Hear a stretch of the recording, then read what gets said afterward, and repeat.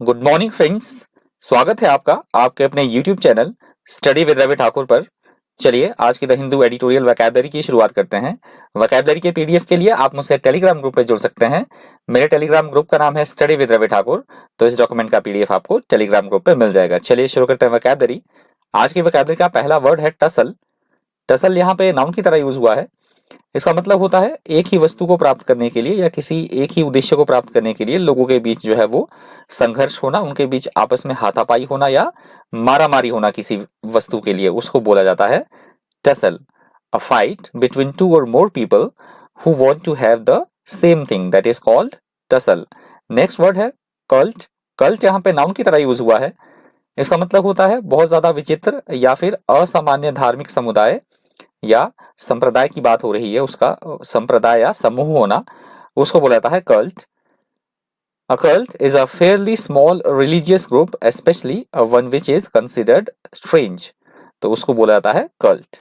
Next word है erupted। erupted यहाँ पे वर्ब की तरह यूज हुआ है। इसका मतलब होता है किसी समस्या का या फिर हम बोल सकते हैं किसी कोई हिंसा हो रही है, उसका बहुत ज्यादा और ज्यादा उसका भड़क जाना, स्थिति और ज्यादा वर्स हो जाना, बेकाबू हो जाना, तो उसको बोला जाता है erupted। erupted का यूज वॉल्केनो की सेंस में भी होता है। जब वॉल्केनो इरप्ट होता है तो उस सेंस में भी इस शब्द का यूज होता है।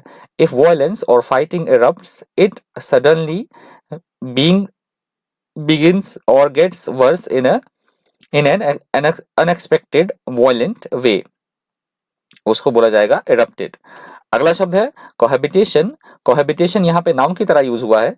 इसका मतलब होता है संगम होना, चीजों का मिलन होना, समागम होना, या फिर हम बोल सकते हैं इकट्ठा होने की प्रक्रिया या क्रिया होना, तो उसको बोला जाता है कोहेबिटेशन। कोहेबिटेशन का यूज एक दूसरे कंटेक्स्ट में भी होता है।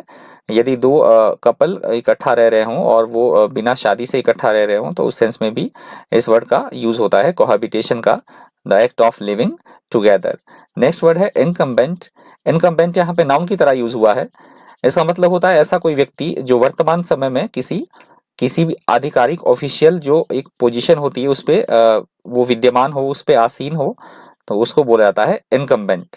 N incumbent is someone who holds an official post at a particular time, तो उनको बोला जाता है इनकम्बेंट। अगला शब्द है प्रोमिनेंस। प्रोमिनेंस यहाँ पे नाउन की तरह यूज हुआ है। इसका मतलब होता है जाना माना व्यक्ति, जिसकी जान पहचान बहुत ज्यादा हो, जो नेम और फेम वाला व्यक्ति, प्रख्याति जिसकी बहुत ज्यादा हो, विशिष्ट हो, व्यक्ति बहुत ज्यादा महत्वपूर्ण हो, तो उसको बोला जाता है prominence. If someone or something is in a position of prominence they are well known and important, तो उसको बोला जाता है प्रोमिनेंस। अगला शब्द है अनइक्वीवोकली। अनइक्वीवोकली यहाँ पे एडवर्ब की तरह यूज हुआ है। इसका मतलब होता है ऐसी कोई बात या ऐसी कोई स्थिति जो बिल्कुल स्पष्ट हो, एकदम बिल्कुल साफ हो, सुस्पष्ट होना, उसको बोला जाता है अनइक्वीवोकली, इन एन अनएम्बिगुअस मैनर, उसको बोला जाता है अनइक्वीवोकली। अगला शब्द है एग्रीव्ड। एग्रीव्ड यहाँ पे एडजेक्टिव की तरह यूज हुआ है। इसका मतलब होता है अन्यायपूर्ण या अनुचित व्यवहार के कारण परेशान होना या क्रोधित हो जाना, उसको बोला जाता है एग्रीव्ड।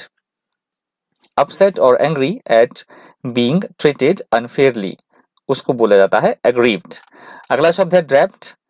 DRAPED, draped. ये शब्द यहाँ पे वर्ब की तरह यूज हुआ है। इसका मतलब होता है किसी वस्तु या फिर व्यक्ति को कपड़े से लपेटना। जो एडिटोरियल में यूज हुआ है इसका वो है सम्मान की सेंस में या फिर पार्टीबाजी की सेंस में, जो उनका एक सिंबल होता है, तो उस सेंस में यूज हुआ है ड्रैप्ड।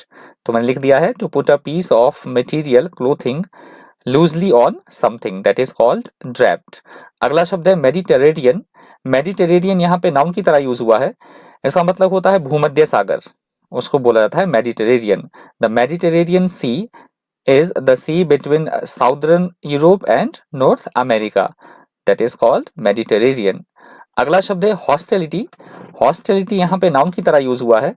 इसका मतलब होता है किसी के प्रति बहुत ज्यादा उग्र भावना या फिर शत्रुतापूर्ण भावनाएं या विचार रखना, विचार होना, उसको बोला जाता है हॉस्टिलिटी। हॉस्टिलिटी इज अनफ्रेंडली और एग्रेसिव बिहेवियर टुवर्ड्स पीपल और ideas, that is called hostility. अगला शब्द है इन्फ्यूरिएटेड। इन्फ्यूरिएटेड यहाँ पे वर्ब की तरह यूज हुआ है। इसका मतलब होता है किसी को बहुत ज्यादा गुस्सा दिला देना, उसको बहुत ज्यादा क्रोधित कर देना, उसको बोला जाता है infuriated. to make somebody very angry, that is called infuriated. अगला शब्द है एक्सप्लोरेशन। एक्सप्लोरेशन यहाँ पे नाउन की तरह यूज हुआ है। इसका मतलब होता है अनुसंधान करना, किसी भी चीज के बारे में खोजबीन करना, अनुसंधान संबंधित कार्य या खोज संबंधी काम, उसको बोला जाता है exploration. To travel for purpose of discovery और a careful systematic research, that is called exploration. और आज की वोकैबुलरी का अंतिम शब्द है रिसर्जेंस। रिसर्जेंस यहाँ पे नाउन की तरह यूज हुआ है। इसका मतलब होता है किसी चीज का पुनरुत्थान करना, उसमें दोबारा से जान डाल देना, उसमें जान फूंक देना, दोबारा से उसको पुनर्जीवित करना, या हम बोल सकते हैं उसको एक बार फिर से विकास की ओर ले जाना, that is called resurgence. If there is a resurgence of an attitude और activity, it reappears and grows, that is called resurgence. I hope आपको वीडियो समझ में आया होगा, वोकैबुलरी पूरी तरह से समझ में आई होगी, आपको इन्फॉर्मेटिव आपको वीडियो मेरी लगी होगी। यदि प्लीज़ आपको वीडियो इन्फॉर्मेटिव लगी हो, हेल्पफुल लगी हो, आपने मेरी वीडियो से कुछ सीखा हो, तो प्लीज़ वीडियो को ज़्यादा से ज़्यादा शेयर कीजिएगा और मेरे चैनल को सब्सक्राइब कर दीजिएगा। तो आज की वोकैबुलरी इतनी ही थी। Thank you, thanks for watching.